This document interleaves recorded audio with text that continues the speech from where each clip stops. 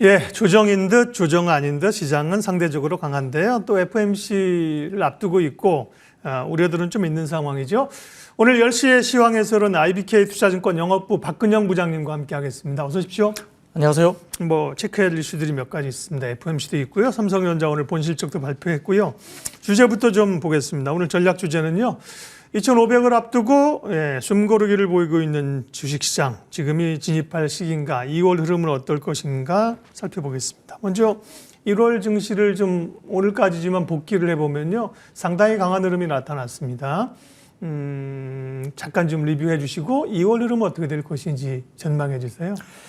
1월은 생각보다 외국인들 매수세가 굉장히 많이 유입됐죠. 네. 지난 하반기 정도부터 사실은 중국 시장이 더 많이 외국인들의 자금이 들어갔다고 볼 수는 있습니다만, 선진국 시장, 그러니까 미국 시장보다 이게 자금이 빠져나오면서 중국을 중심으로 아시아계 쪽에 신흥시장 쪽에 유입이 상당히 많이 들어왔고요. 국내 시장 같은 경우도 지금 외국인들의 매수세가 6조 넘게 일단 들어왔기 때문에 1월 달 대부분 전반적인 매수 주체 규모에 따라서 삼성전자가 한 3분의 1 정도 외국인들이 들어왔다는 점에서도 삼성전자가 단기 매매로 들어온 외국인들이 아니기 때문에 외국인들이 일단 매부에 이렇게 들어오면서 잘 안 빠지고 있습니다. 그러면 삼성전자나 이런 부분들이 좀 버텨주고 있고, 그리고 최근 들어서 지난주부터 시작한 2차 전지의 재매수, 전반적인 굉장히 좀 급등세를 보이고 있는 모습도 꽤 보입니다. 시가총액이 큼에도 불구하고 2차 전지 섹터가 상당히 견조한 급등세를 보이고 있는데, 아마 12월 달에 테슬라 쪽과 관련된 중국 쪽의 일부 수요에 우려에 대한 부분이 있는 부분들이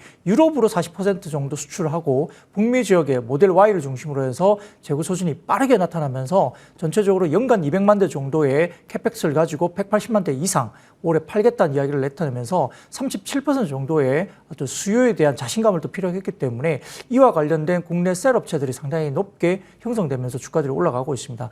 그래서 지금 시가총액 상위단으로 본다면은 지금 거래소에서도 삼성전자뿐만 아니라 2차 전지 관련된 대형주들이 시총의 상위단을 또 차지하고 있고, 셀이나 소재까지 내려오면서 상당히 좋고요. 그다음에 최근에 강했던 은행주들도 그렇게 나쁘지 않은 모습들을 아직 보여주고 있고, 돌아가면서 지금 웬만한 테마, 수급에서 결국 로봇이라든지 AI라든지 금일 같은 경우는 또 원격 진료라든지 이러한 다양한 또 테마 관련된 이슈들이 또 활발하게 수익률을 주고 있는 움직임입니다. 그래서 시장 자체로 봐서는 PER 기준으로 봤을 때 2,500포인트 정도가 PER 12.6배 정도까지 오르면서 단기적인 목에 찬다 볼 수는 있겠는데, PBR 기준으로 본다면 한 배 약간 언더 수준입니다.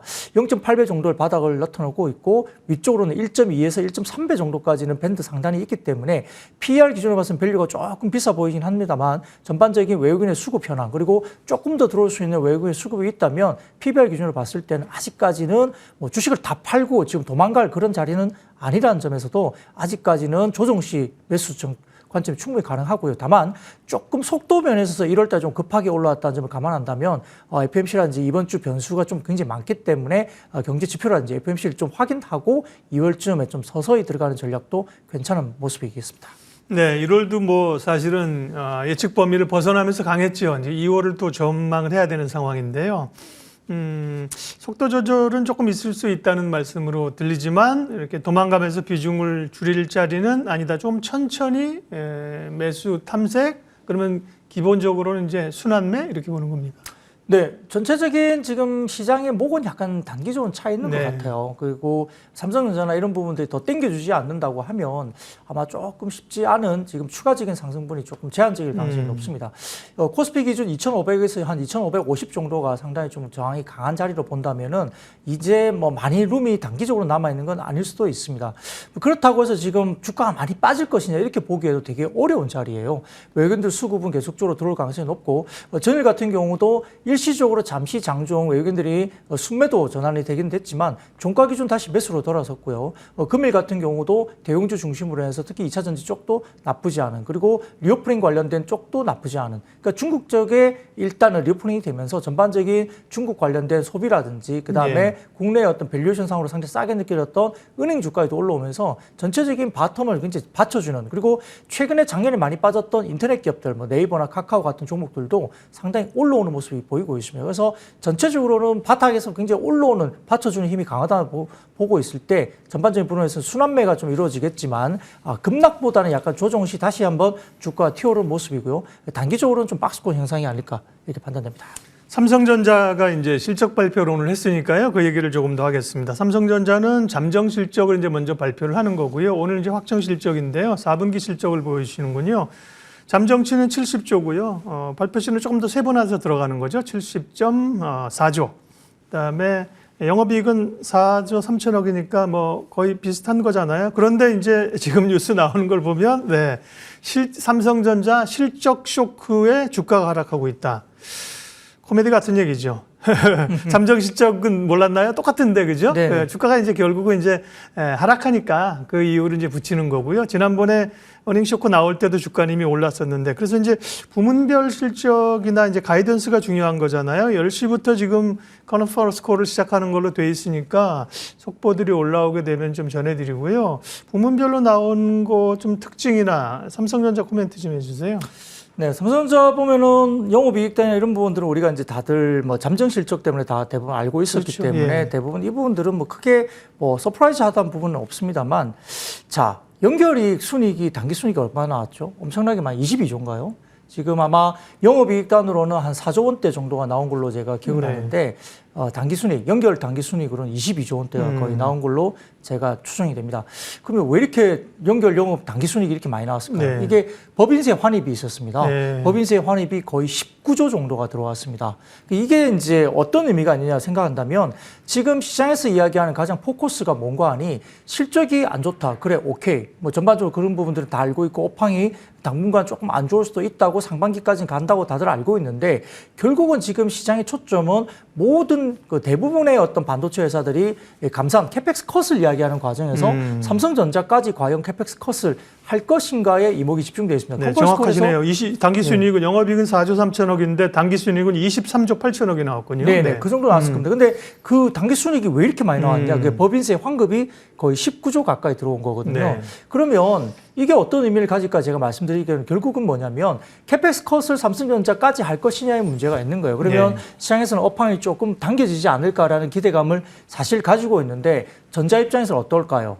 이번에 들어오면서 19조라는 어떤 또 순이익이 법인세 환급이 들어오면서 여유가 생긴 거죠. 네. 자금의 여유가 좀 생겼고요. 근데 이제 뭐 그 뒷단에 1위 기업 삼성전자 이외의 다른 회사들은 어떨까요?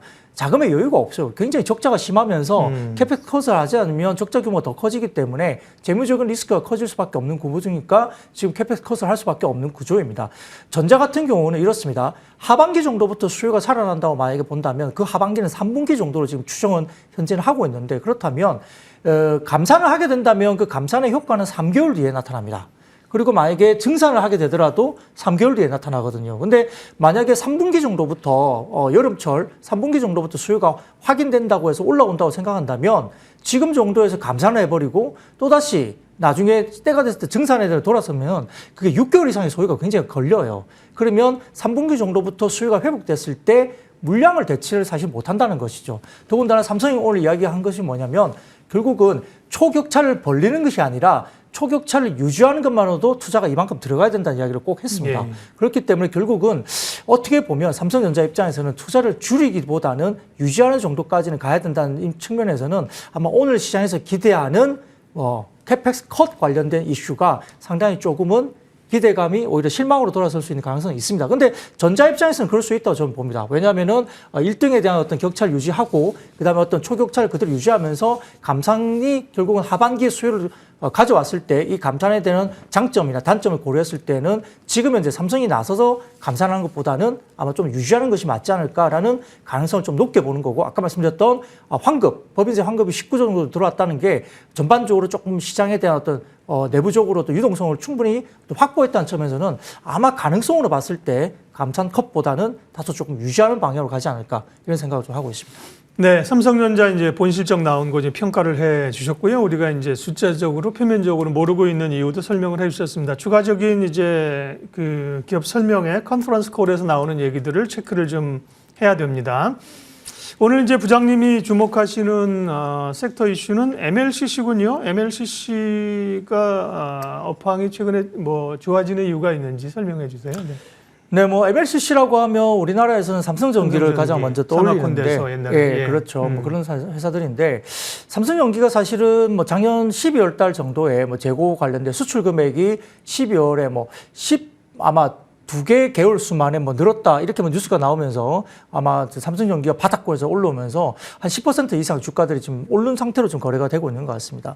전반적으로 작년 글로벌 IT 세트 수요가 부진하면서 어려운 시기를 겪어왔고 MLCC는 결국 IT의 쌀로 불리우는데 이런 부분들에 대한 업황이 아마 작년 연말까지 좀 좋지 않았고요. 말씀드렸던 월간 단위로 봤을 때 지난 12월에 수출 지표가 플러스권으로 돌아서면서 아마 삼성전기가 바닥에서 튀어 올랐다 이렇게 보시면 될 것 같습니다.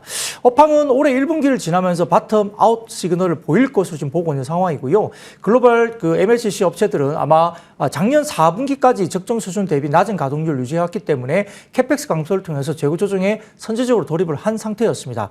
전방 수요의 어떤 확실한 개선을 예상하기는 아직은 어렵긴 하지만 올해 점진적인 수요 회복과 전방 재고 수준의 안정화를 기대하기 때문에 아마 지속적인 MLCC 재고 조정이 이미 이루어졌다면 세트 출하량이 약간의 점진적 반등만 나오더라도 부품 주문량은 가파르게 증가할 수 있는 환경이 이미 만들어졌다 볼 수 있습니다.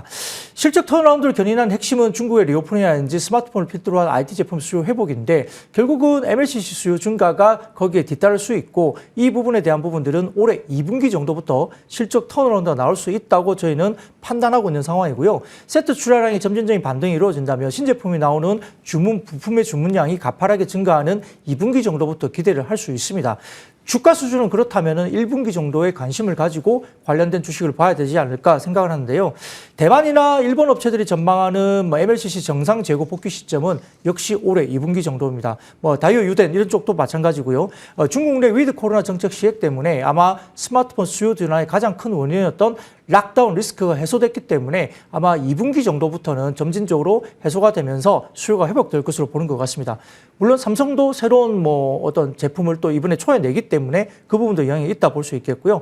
여기에 따라서 뭐 소비 심리가 회복되면서 스마트폰의 신규 시장의 빠른 회복이 좀 기대되는 상황이고 말씀드렸던 추가적인 주가 상승의 모멘텀이 결국은 업황 회복의 구간에서 두각을 나타낼 수 있는 부분에서 MLCC가 상당히 좋아지는데 그 가운데 스마트폰용 MLCC보다는 지금 전장용 MLCC 쪽에 좀 방점을 찍는 게 좋겠다 생각합니다. IT는 다 전장이군요, 이런 관심이. 네. 그렇죠. 스마트폰 관련된 부분들은 여전히 이제 성장률에 대한 부분들이 아직은 조금은 이제 포화 상태로 본다고 생각한다면 결국은 전장용 MLCC 같은 경우는 범용 대비, 그러니까 일반적인 스마트폰 IT 쪽의 MLCC 대비 상당히 고부가 가치이고요. 전력 소모량 증가에 따른 탑재량 증가 때문에 아마 내년까지 연평균 16% 이상 성장하면서 전장용 MLCC에 대한 아웃퍼폼이 충분히 될 수 있습니다.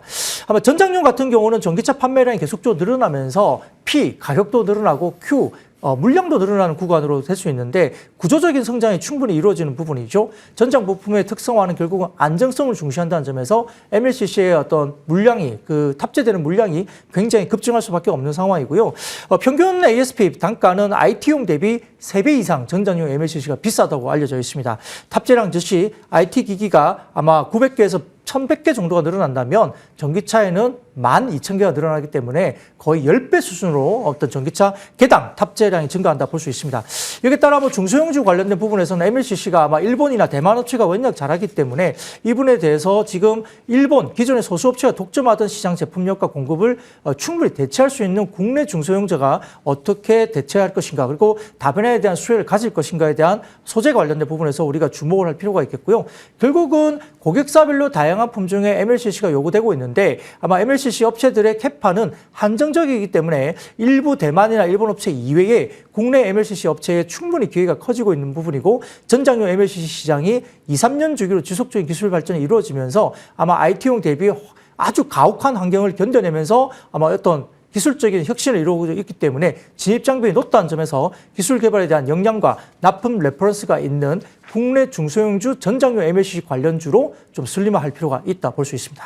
네, 지금 이제 관련주들이 쭉 나와 있는데 그 가운데 오늘 부장님의 관심주는 삼성전기가 아니라 아모텍이군요. 네, 뭐 삼성전기와 전반적인 전체 매출 중에 뭐 MLCC가 차지하는 비중이라든지 그리고 또 전장용이 또 차지하는 비중이 약간 뭐 아주 크지는 않을 수 있습니다. 그래서 삼성전기의 움직임보다는 아마 아모텍과 같은 중소형주가 움직이는 것이 좀 더 편안하게 나올 수 있는 부분인데요.